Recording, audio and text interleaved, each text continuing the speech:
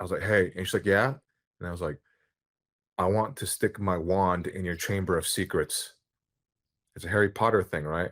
And then she like paused, looked at me, and I was like, "I'm gonna get slapped," and I was prepared for it. I was like, "And then you're gonna want to die because you've already felt like dying the whole time anyway." Shit, I was so miserable because I was not allowing myself to be me. It's like I was able to breathe for the first time, like I was living life for the first time. You I know? spent a lot of time thinking about this. Maybe I'm gay, but I always imagine if I was a hot chick, Yeah. yeah, I'd be a tall, skinny Asian hot girl. So, I'm like, what would happen to me?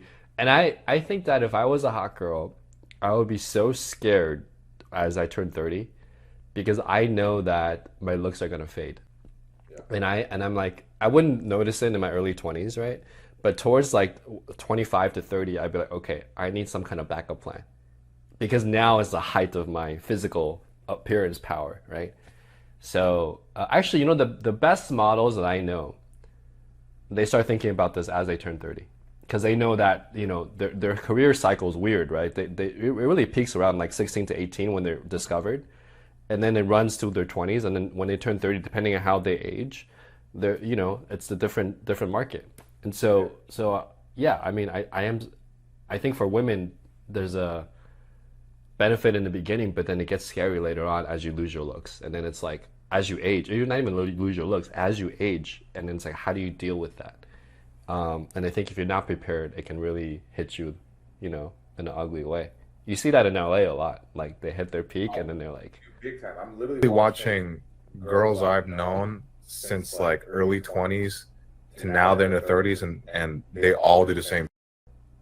They all talk the same way with the desperation. There's like that bit of desperation that's always there, and then the need for validation if they just got out of a relationship, or they're not in a relationship. And it's yeah, and that's a good way to think about, if you're a guy, to kind of understand the female psyche, is what you said, because that's something I recently started to do here and there. And like, dude, if I was a girl and I was her age, what would I do? mm, And then, because we're like, "Oh, I don't get women, dick." Well, not really. It's because you're trying to think from a guy perspective. mm, But if you think from a woman's perspective, it does make sense, why they would feel a certain way, and then like do whatever they do, like social media. Like, and I just got divorced. I'm 45, and then I work out a lot, personal trainer. So I'm gonna post bikini photos to show that I'm so guys simple for me. But I don't want you. I don't want. If you go on TikTok, you see this all the time. Older divorced woman, 40 plus years old, live streaming, showing their titties, and then they go, uh-huh. They go to each, like, they comment, they respond to every comment. "Oh, thank you very much, Playboy 55. Why, yes. You think I look great? Oh, thank you very much. Um, oh, oh, that's naughty. That's naughty. Big lips, 45." Like, I see that, and it's, but they need that. If she didn't have the TikTok live stream thing to like validate her, nobody's gonna come up to her in real life and do that. But as long as there's like 15-year-olds and like lonely 45-year-olds, that's like all they need, and I'll keep them going for the rest of their life. I had I worked with a model. She was in her 45, but she was beautiful. And it's funny because I hung out with her friend after a show, and her friend's like, "Did you sleep with her?" And I'm like, "No, I didn't sleep with her. And even if I did, I wouldn't tell you." And then we talked, and I realized that from her friend's perspective, she never grew up, so she's still stuck in her 20s, even though she's in her 40s. And then I know girls who age gracefully, who are like, they embrace the metamorphosis of life cycles, and you see them, and it's kind of, I find that beautiful, in a way. So I think for women they have a different problem. I think for men it's like, especially Asian men, we age a little better, so we have a little bit more time, right? Like you and I don't look our age, I think. Yeah, I think that's just being empathetic to that process, but also recognizing like we have a certain time frame and there are different seasons to life, and our cycles are different, and being empathetic to that. And I think when you're empathetic to that, ironically or paradoxically, girls like you more because they're like, oh, this guy gets it, or like he understands what I'm going through, right? And so whether the girl's insecure or not, you can at least be part of her journey by just understanding like she's got a different cycle than you, and that's fine. Well, first of all, does being funny help you get girls? Oh yeah, All right, yeah, 100%. okay. That's like the first thing I learned early on when I was trying to lose my virginity. I was like, "Oh, this is the way." Okay, so what are some tips you have for guys? Like, how do you, if you just like like a lot of my clients are engineers. They think very logically, right? What's the first step for them? Like, what are some one or two things they can do to like be more funny in an attractive way? I'll say be bold. Be willing to learn how to be funny and find out what works. You're gonna have to bomb a lot and take that risk. Like for instance, the bigger the risk is, and it seems like really big when you first start. Like, oh my god, I can't say that. How could? For instance, I was at a bar a couple years ago, and there was like this Jewish stripper girl. I never met her before, but she was like really hot, petite, and then she was talking to one of my homegirls, and then I started talking to her kind of, and I wasn't really trying to be cool, but then I was like, "Oh, you're Jewish?"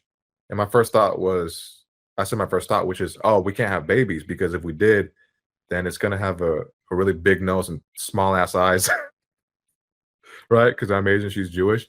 And she like laughed, and then a couple minutes later, she was trying to get my attention, poking me and all that. Like she was coming at me because I just said that. It was a bold statement, but that's how I felt, and I thought it was like I was like, yeah, I mean, it's true and it's funny, in my mind. But some girls might not think it's funny. But also, what you think is funny, if the other girl doesn't think it's funny, um, as long as you're not saying something like overly crazy, then fuck it. Why would you want to be around somebody that it doesn't understand your humor? Yeah, and just say the shit that makes sense to you. Don't try to be somebody you're not. But experiment in the beginning. Like this one girl I got because I used to watch Simple Pickup, and then I was like, oh, damn, you can get girls with talking about video game references. I was on a shuttle bus going to class, and then there was a girl that I thought was cute. I was like, oh, who is she? So I started kind of talking to her a little bit, and then we left the shuttle bus. We were gonna go to different classes, separate ways. And I was like, okay, go big or go home. So I said, I was like, hey, and she's like, yeah. And I was like, I want to stick my wand in your chamber of secrets. It's a Harry Potter thing, right? And then she like paused, looked at me, and I was like, I'm gonna get slapped. And I was prepared for it. I was like, fuck it. And she's like, oh my god, I love Harry Potter. And I was like, you do? Right? I was shocked. I was like, what? I was like, which one's your favorite? She's like, the fourth one. I was like, Goblet of Fire. She's like, yeah. I'm like, me too. And then we went on a date, and then we dated for a couple months. Wow. So sometimes you kind of, I'm not saying just like say something that don't go that far like I did with that. I had to test it out, but you never know. You never really know what's like funny to somebody, Yeah. right? I think technique wise, I test the certain lines that I know work, and then I find the lines that are funny to me, and then I say them, and then as you said, if she doesn't react positively, that's good. For me, that's what I call qualification, right? I'm qualifying to see if the girl gets my sense of humor because I want to date someone who at least is in the realm of my sense of humor. Otherwise, she's probably not the right girl for me. So I have stupid jokes like, you know what a 68 is? It's when you go down on me and I owe you one. Um, what did the blonde girl say after sex? Thanks, guys. So like these are funny to me, and I have a really weird like dorky sense of sex humor. So I learned that like I would say that with a group of bachelorettes, and they would just burst out laughing. Some of them wouldn't laugh, but most of them would. And then I would just be like, "Oh, this girl gets my sense of humor. Cool, that's the qualification for me." And I found that in dating, if you are truly self-amused, that in itself is attractive, even if she doesn't laugh with you. It's like, oh, this guy's like he doesn't care what I think. Like, or like I care about you, but I don't care necessarily about what you think about my joke, right? And I'm laughing at my own jokes, so I'm having a good time. You can join me if you want. I don't control your life; it's your choice. But I don't care either. And that vibe is attractive, right? As a guy, it's like, oh, this guy's like he's got his own path. Like he's not always wondering what I'm thinking, and he's like you said, be bold. It's like, all right, I'm testing things. I'm saying what I really mean. I mean, I'm doing it in a way that's not offensive, right? Like you can't be going around, saying the N word, but Oh yeah, exactly. right? Case in point, right? That comedian that got canceled. But yeah, say what's funny to you, right? Within reason, and you'll be surprised because so many people are so stifled. I think that's one of the reasons people like comedians. It's like, oh, you can finally someone who actually says what I'm thinking, or like someone who's like saying shit that should be said. that no one else has the balls to say. Yeah, and then they feel like they can. And when you crack a joke,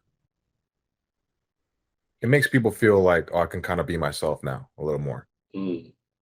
Because the older you get, the more people feel like they have to have some kind of image, or they can't be themselves, or they Yeah, have to act a certain way yeah, because of society, whatever bullshit. But deep inside, everybody just wants to be able to be themselves. Like that really rich guy, dude. He love guys like that. Fucking love me because they don't have to talk rich, or because I don't care their stat. I don't give a fuck. I'll talk to them like I'll talk to anybody. But people like that, you know. And also, here's a little thing: if you say a joke and it really like bombs in front of a group of people, and it's just like dead silent, like I'll literally the number one rule in comedy is address the audience, meaning address what's going on. All right, well, I tried, whatever. Like I'm like, whatever, and then that'll get the laugh. I thought it was funny, whatever. Yeah, and then sometimes like, yeah, you tried. I'm like, yeah, I tried. Whatever. Who gives a fuck? joke. Yeah, you just literally just move on. Don't dwell in it. Don't explain the thing. Just it's not a big deal. Do you have any techniques on writing jokes or like coming up with good jokes or writing like a cool, you know what I mean? Like as a writer, it's like there's certain phrases I can say that get that emotional effect. Or is all of your stuff just being bold and then testing, seeing what works? Um, you always have to test. You always have to be bold, but sometimes people misconstrue being bold for being controversial. But bold to me is being really truly yourself, really being vulnerable and saying what's really going on or how you really felt at that moment in time. Because sometimes we want to put on an image, right? Everybody always wants to put on an image. So if you try to be cool, it comes across cringy, right? Because you're like, oh, if I can't say that, then I'm gonna look goofy and weird. Yeah. So I'm gonna try to be cool, but you actually look goofy and weird if you try to be cool. It has the opposite effect. So Yeah. just be whatever that is. Just if you're goofy, like I'm goofy on stage and shit too, right? Then and I just be me, but I end up looking cool because I'm more funny and they can tell that's just me being authentically myself, right? So um I learned early on funny being funny is through vulnerability. So I'll just be super vulnerable. And then I was like, people would laugh, and I'm like, huh, that's funny. I'll just be honest. I'd be like, yeah, dude, I stuck a pinky up last one time. Because I learned to embrace myself more if I put it out there. I was like, yeah, dude, I was on XC, I was tweaked out, man. I was a virgin at the time too, and my wasn't working because the XC makes so you can't get hard. And I was so horny. I remember reading something about we have a G spot in our butt. So I was like, you know what? There was a tub of Vaseline. I like stuck my pink in the Vaseline. I was like, all right, here we go. 3 times, and I was like, all right, it's kind of gay. And I got off it because it didn't feel good. And I'm like, all right, you know. And then because before I would never say that. I'm like, oh, what if they think I'm gay? I'm like, oh, I think I'm gay. I don't give who cares? Whatever. You know what I mean? Like, and also here's the thing too. Some of the most popular porn out there is what? Trans porn. A lot of straight guys watch that because they want to watch some crazy, but they're not going to say they do that. They've done it. Oh, it's good, you know. But whatever, dude. Like that looks really confident. I'm not saying go around and talk about how you watch. Open up the dam, the dam of like the Hoover Dam of who you are, and just let it flow where it may, and that's freeing. Because it's like the water keeps building up. Eventually, it kind of starts to spill over, but there's pressure. But if you let it flow, you feel more comfortable. You feel like it's like you give yourself the permission to exist and to breathe. You know what I'm saying? If that makes sense. Yeah, totally. And just for context, right? For people that maybe are starting out have the right social context for that, right? Like you're not saying this in a job interview. You're not saying this to people you just met. You're saying it, as the conversation goes on, it gets more comfortable. So just different. More comfortable, exactly. If it kind of ends up going that way, I'm not just throwing like set there, but if they talk about let's just go in, because I think it's funny too, because I'm amusing myself because I want to see their reaction because it's hilarious to me. And when you're on stage as a comedian, you have the permission to do that. Even comedians, they kind of work their way into the sex jokes. They don't always start off with the most crazy. Actually, no, they start off with the sex jokes because they think that's funny, and it's because it's shocking. It's easy. Everybody starts with that, and then over time, it's easy. It's not You're not really using the craft. You know what I mean? Yeah, it's a lot easier to be funny with a sex joke than it is to be funny about like math, right? To write a joke about Yeah, like or the like family stuff, right? Like, I yeah. literally posted a TikTok video of me doing like this joke that I always open with, and then I crafted it over the past like 3 years, and it always works. And I was so afraid to put it out. I was like, oh, it's like my baby. I don't want, you know, what if somebody tries to steal it, whatever. And then some bullshit. And I realized it was like a scarcity mindset of if I let this go, then I'm gonna have to evolve even further because it's out there now. But when I put it out there, and also part of me I think was afraid of, well, it works at shows, but I wonder what people think about it on the internet. Because it doesn't always translate stand up to internet, but I was like, fuck it. And it did translate. And it did positively reinforce, and it's doing really well. And the engagement, the view to like ratio, all that stuff, it's relatable. And that to me is part of the vulnerability. How do you for guys, and not even Asian guys, just guys in general, they want to do what they want to do, right? You talked to me about like having conviction in who you are and stuff. So a lot of people, especially Asian guys, we do what's expected of us, right? Especially with the society, the model minority thing. So any advice for those guys, as far as what they want to do in life, or how to be maybe more authentic, or how to have more laughter in your lives? Do you see these guys, right? Do you give them any advice? Yeah, because I was the same fucking guy. I didn't start pursuing my dreams until 29, dude. Yeah. 29. I was doing everything else for other people that I thought for society. I thought society wanted me to be that, or what I thought society wanted me to be, what I thought girls wanted me to be, but you have to do things for yourself because at the end of the day, dude, your parents are gonna die. All right. So if you do all that just for them and not for yourself, and then they die, you don't even know who the fuck you are when you're like 50. And then you're gonna want to die because you've already felt like dying the whole time anyway. You know? So um like shit, I was so miserable because I was not allowing myself to be me. Right. And then once I started pursuing my dreams, and it was like hard, but it's like I was able to breathe for the first time, like I was living life for the first time. That's that I tell everybody, dude, I started life at 29. Truly. Truly. So whatever that you want to do it. Even if you want to try being a waiter and you want to leave your fucking engineering job because you hate your engineering job, try that. Who gives a fuck what people think? Because they're gonna die too, and they don't. Honestly, everybody thinks something about somebody all the time, and then they forget, and it doesn't mean shit. It means nothing. It doesn't last. You know, like once you can live for yourself, that's when you can start to truly be happy, regardless of your financial status or your social status. And I feel like all that stuff comes with you doing whatever you want to do eventually. I don't know when, I don't know and exactly how, but things come. Good things, better things come if you just bank on yourself. If you bet on yourself and then you do what you want. And it doesn't have to be some like grandiose dream of like what I do. Oh, comedian or actor. No. It could be like, dude, I want to be a plumber. Something about plumbing I enjoy. I love the idea of learning about that. You know, those guys make great money too. Like that's what I highly suggest. I really suggest that. You know, because they say life is little. Some people say life's short. I mean, it can be. It can pass by, but also it feels like the years pass by quicker the older you get. But then it also makes you realize that's what can make you feel kind of short. But then you realize that life's really long at the same time too. You know, if you think about everything leading up to the point where you're at right now, that was a lot.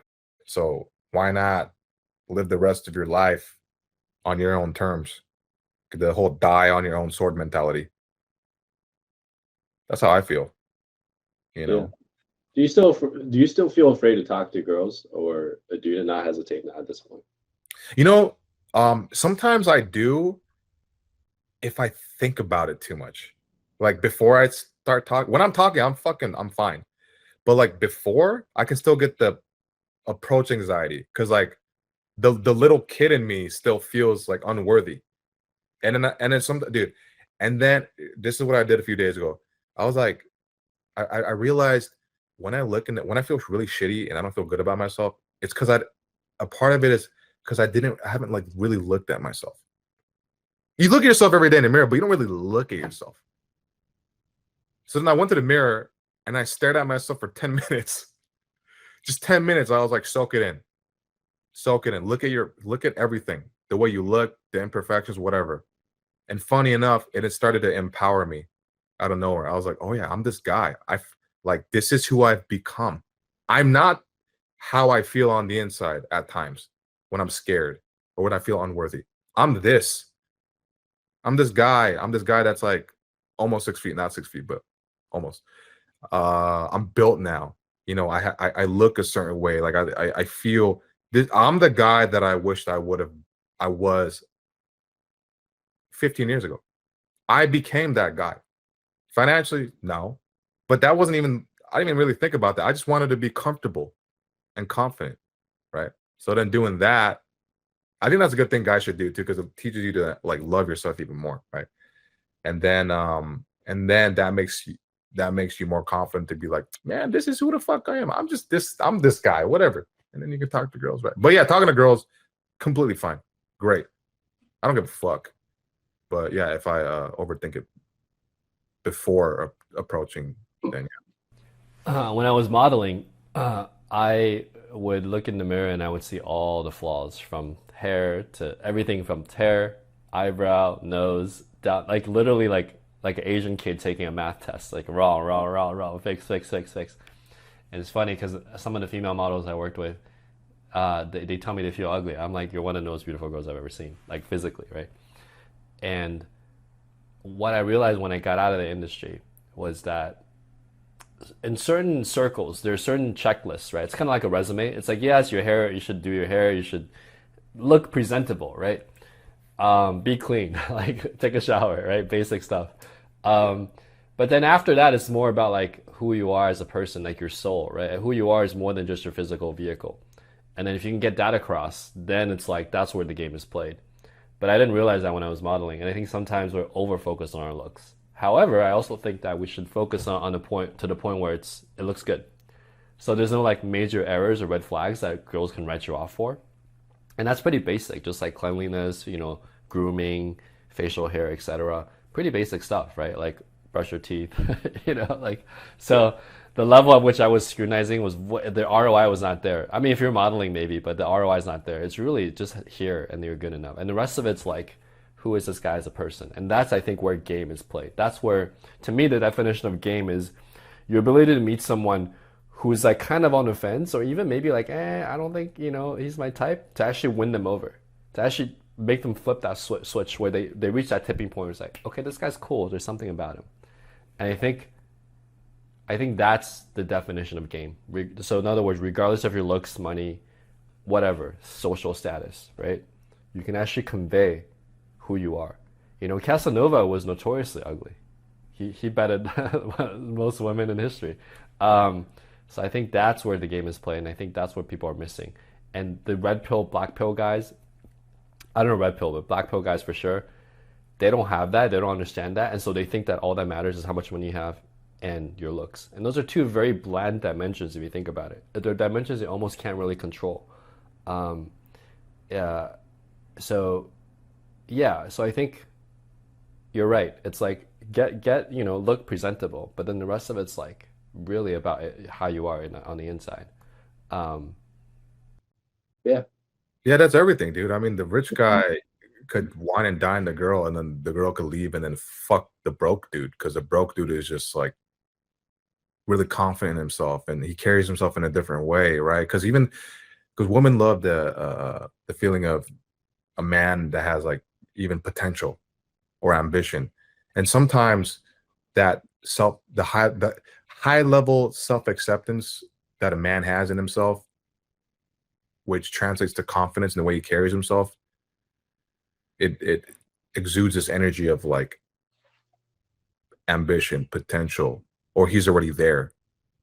You know what I mean? It feels like he's already there, even though he doesn't have the money like that or whatever else, right? So the money and all that can be a crutch, right? And when I say look in the mirror, I realized when I was talking about it, it looked like I was just kind of flexing, but I was looking at my imperfections, like really looking at all of me. Like I got wrinkles on my head, top of my head. My front teeth are chipped. Because that's the thing I get self-conscious about sometimes if I think about it too much. When I'm smiling with a girl that I think is attractive. And then just some other parts of me. And then I was looking at all my imperfections and then just staring at them, just like really looking at them. And then I started feeling. I felt a little shitty at first, and I started I felt this feeling of kind of like joy start to grow within me slowly, and then started filling my body, and I started laughing, and I was just like, dude. And I started talking to myself. I was like, fuck, this is it. This is it. This is what I am. Like fuck, this is me. And it was like, either I like almost gave up, let go. I'm like, dude, this is me. Like, what am I trying to? Sometimes we try to control us being insecure and thinking about our physical flaws and how it's so bad is like a weird form of control of like, oh yeah, this is like just telling yourself in a negative way. It's kind of controlling in a strange way. But then when you just look at it and go, this is it. Like, you're gonna die like this. It was really relieving. Like, and then I said, it's you and me till we die. And I talked to myself, I'm like, this is it. Let's fucking go. So I think it's a good habit that I try to look in the mirror and really look at myself more often, and be that friend to me that I feel like a lot of us don't really treat ourselves well. We forget who we are, That's why I did that thing. That's powerful, man. Dude, I could talk to you all day. Yeah. But okay, so people want to learn more about you. Where can they find? What's the best place they can find you? You can find me on Instagram, YouTube, TikTok, whatever at Mike Kim Comedy. One word, Mike Kim, MikeKEKIM Comedy. And I have a podcast called The Set Breaker. 3 words, The Set Breaker. And we got all kinds of people. We got like, I don't know, OnlyFans girls. We got Robert Greene, who wrote the 48 Laws of Power. And it's cool. Check it out. I'm gonna add your YouTube on the title so they can just link to it. Sweet. Cool, man. Thanks, Mike. Appreciate it. Yo, thanks, dude. Thanks for having me on. And guys, live your best life. Stop being a little bitch.